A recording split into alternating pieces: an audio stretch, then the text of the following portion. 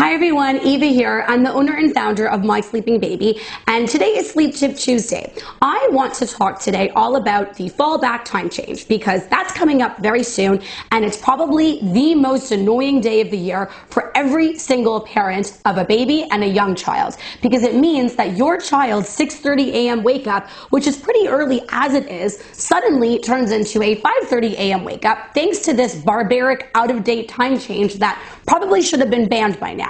But because it doesn't appear to be going away anytime soon, you parents need an action plan in terms of how to deal with the time change and how to get your child back onto their pre-time change schedule. So this is what I suggest. Number one, get heavy-duty blackout blinds up in your child's room if you don't already have them. Guys, this is very important. The last thing that you want is even a little bit of natural sunlight beaming into your child's room and waking him up at the crack of dawn. It can happen. I see it all the time.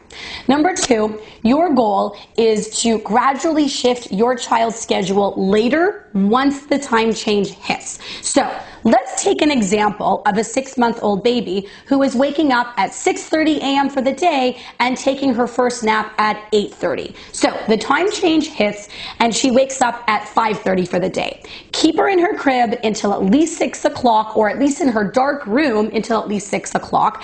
And then you wouldn't put her down for a nap at 7:30, which is previously 8:30, even though she'll be tired by then, because we want to get her schedule pushed later. So try keeping her up until at least 8 o'clock for that morning nap. From there, that's going to push the second nap a little bit later, push the third nap a little bit later, and then push bedtime a little bit later. And then the goal would be to gradually shift that morning nap from 8 to 8:10 to 8:20, and then to eventually back to 8:30, which was when she was originally napping to begin with. You don't want to be stretching out the wake window between nap 1 and nap 2, or nap 2 or nap 3, and between nap 3 and bedtime, because that can cause an overtired baby, and overtiredness can cause early rising.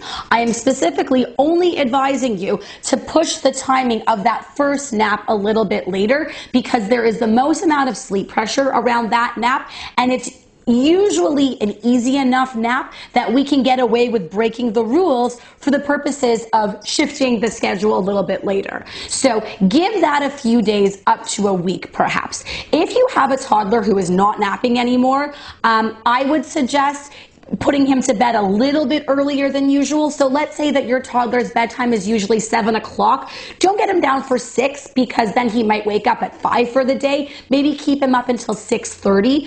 so that you get him down early enough and prevent the overtiredness from building up and potentially causing problems. Now, some people might try, or I'm sure some of you might have read about trying to preempt the time change by shifting a baby's schedule later before the time change hits.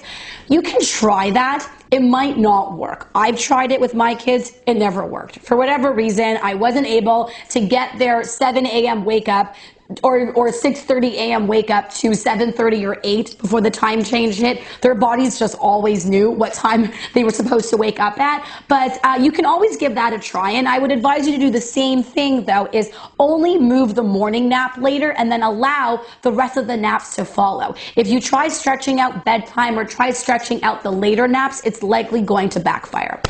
I hope this was helpful, everyone. Have a wonderful day.